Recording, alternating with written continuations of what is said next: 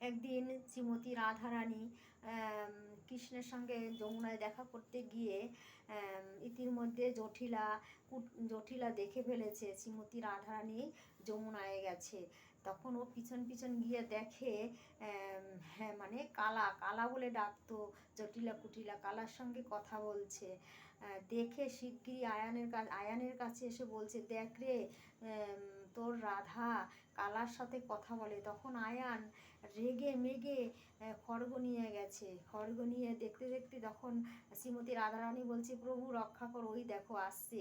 তখন সেই কিন্তু কৃষ্ণকালী রূপ ধারণ করলো। যেহেতু আয়ান কিন্তু কালীর খুব ভক্ত ছিল, তিনি তাকে আরাধনা করতো, তাকে পুজো করতো। তখন সেই কালীর রূপ ধারণ দেখে তখন উল্টা জটিলাকে কুটিলাকে বকা দিল যে আমি তো তার ভক্ত, আমার সেই মা কালী, সে তার সঙ্গেই তো সে কথা বলছে।